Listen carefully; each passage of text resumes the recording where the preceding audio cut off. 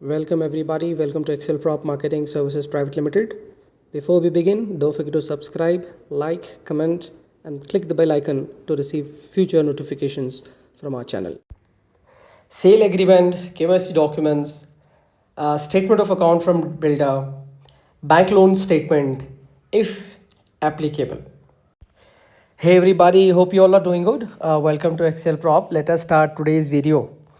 In this video, we will be learning about the procedures or to follow for resale apartments.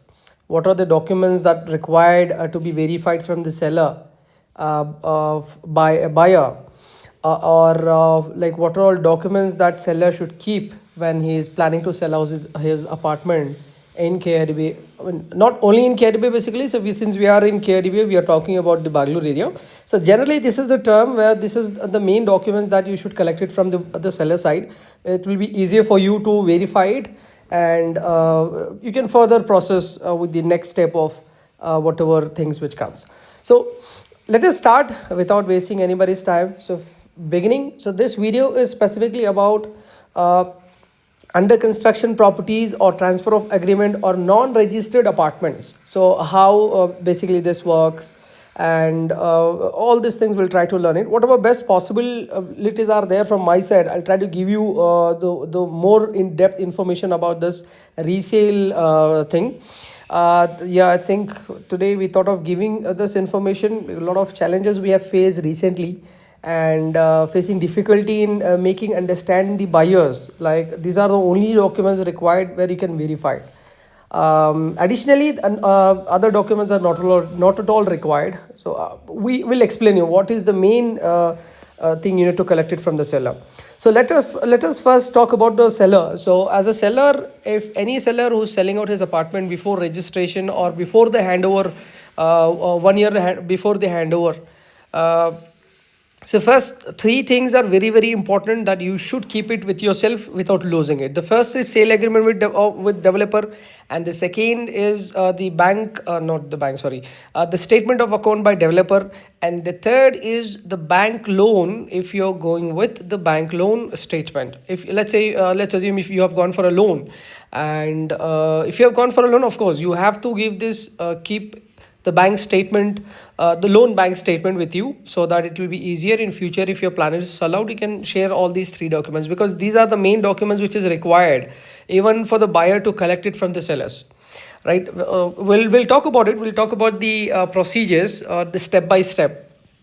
So hope sellers might have understood what all the documents that you should keep this with you for a smooth transaction of your unit without facing any challenges. Let's say if you have not gone for a loan, then only two documents are more than enough. One is the sale agreement, and second is the statement of account from developer. What is statement of account? Statement of account is something that amount you have been paying so far, and what is the outstanding amount that is still need to be clear. So this is the statement of account which we are talking about. Now coming back to the buyer's side. So as a buyer, if you're buying the resale apartment, the first three documents or four documents is what we required that you need to collect it from the seller. The first is the sale agreement that he has done with developer, and the second is the KYC document of the seller, so that you can easily match with the sale agreement whatever the names are mentioned in sale agreement, and whatever the KYC documents they have given, if this is matching. These two documents are required. Third is the statement of account, developer, whatever, like as I said, how much they have paid, if there is any outstanding, if it is still there, how much to be paid, and how much to see. This third document, you will get it the moment you are going with MOU from the seller.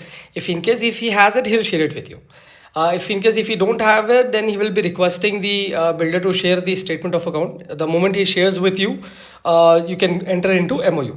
And the fourth document, which is very important to the buyers to collect it, if in case if the buyer has taken a loan, then you must and you have to collect the loan statement, the bank loan statement, if he has gone for a loan. If he has not gone for a loan, then your job becomes easier, because you don't need to go and ask for the bank, and they will request the bank to share it, and it's a very long process. Then he has to close the loan, then you will go for a loan, and all these things are there. But however, so we are here, we are available in the KITB and Devanali area. This is the two areas where we are doing the resale.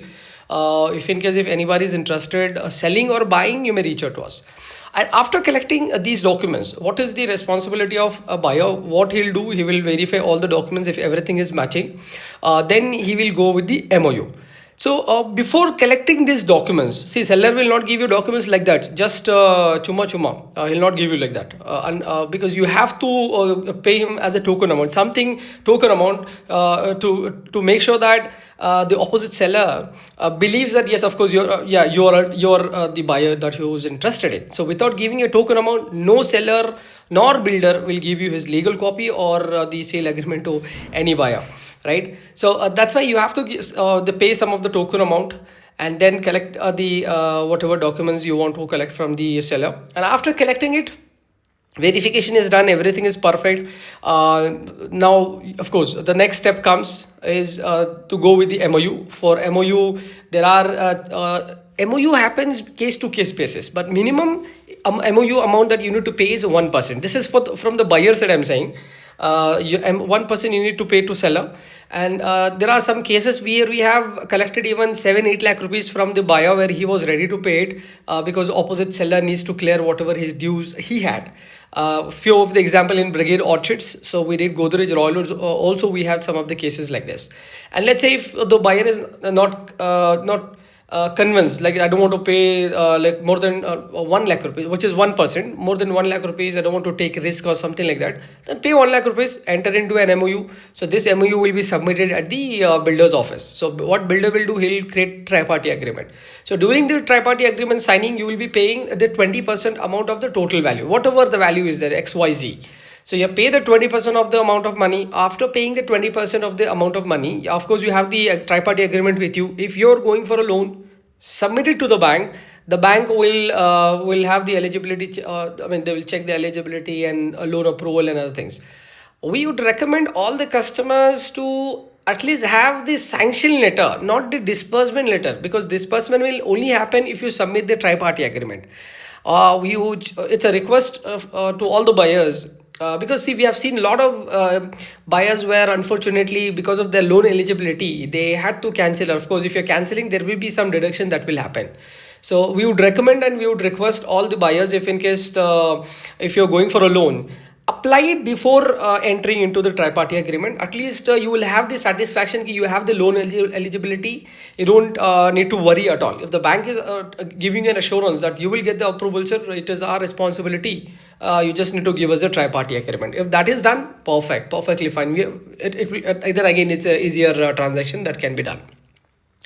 So after submission of the tri-party agreement, the bank will disperse the amount. So now there are two ways. Let's say property is ready for registration, but registration is not done. The full amount will be the DD will be issued on the full amount to the seller if there is no outstanding balance. If there is any outstanding balance, or if the property is under construction where within 1.5 year the possession is there, still somewhere about 20-30% is still pending, where the seller needs to pay to developer. So what you will do, you will not pay the full amount. Instead of paying the whatever full amount which is there, instead of that, you will be, let's assume 100% property value is there, but 30% has paid, 30% is pending. You will pay only 70% to the seller, plus whatever the premium which is coming, right? The premium means the appreciation, whatever he might have got it. And this 30% you will not pay it, because this 30% you will directly pay to developer. How this works, to understand more, I would repeat again, don't take tensions. We are here. You may call us. See, it's all about trust. We know we are agents, brokers. You can call whatever name you want. But at the end, if you don't trust, it will be very difficult for us also to process the things in a smooth way. It's all trust game. See, we know there are a lot of marketing agents where they might cheat. Everybody is not like that. The similar way, first you can see, you don't trust us. You collect the documents, we have the documents, we'll give it to you. Go verify it. If everything is fine, you come back to us. The next step, we will take it as per whatever the norms are there. So if in case if you want to add any of the points on MOU, we are ready to do that. If there is no, I mean, if there is no conflict that will arise by putting that the sentence in MOU, we don't have any issues. We'll add it. So what is there in that? See, hope everyone might have got the information. So as a buyer, you must collect the three main documents, three or four. The reason why I'm saying three or four, because there are two concepts. One is with loan and another unit is without loan.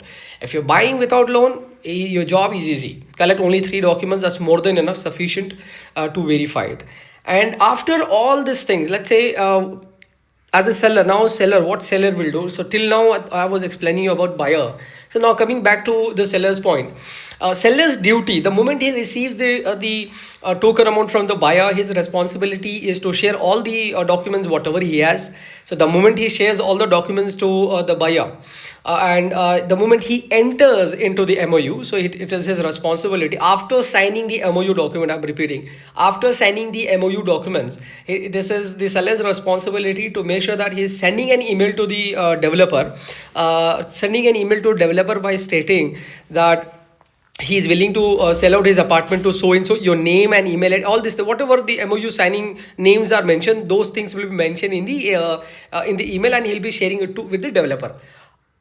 After sending this email, only the tri-party agreement will get created. So there are two things. First, we will go and submit the MOU documents to the builder, and the second, he will write an email to the builder by saying he's selling out his apartment, and this is the person, so and so and so and so person. Before signing the agreement, you cannot expect the seller to send an email to developer, because as a buyer you might back out anytime, right? So because MOU is something which is the document which short says that yeah, he's a buyer and he's the one who will be going ahead. And of course, even after signing the MOU, even seller cannot, I mean, he'll not be backing out. If he backs out, then we'll put some of the terms and conditions, like they'll be charged with this penalty and so and so and so and so, etc.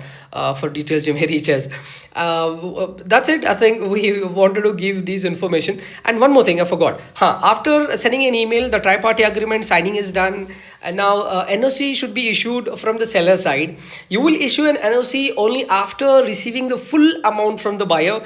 Before I mean, if let's say if you are not received the full amount, whatever outstanding which is there, whatever the premium charges is there, until you receive the full amount from the buyer, don't give or don't issue an NOC to the buyer at any cost, because we don't know. The moment you issue an NOC, if the buyer backs out by saying that I've paid all the money, then there is no, I think we can take it legal action. Other thing, ways are there, but we would recommend not to give NOC until you receive the full amount from buyer.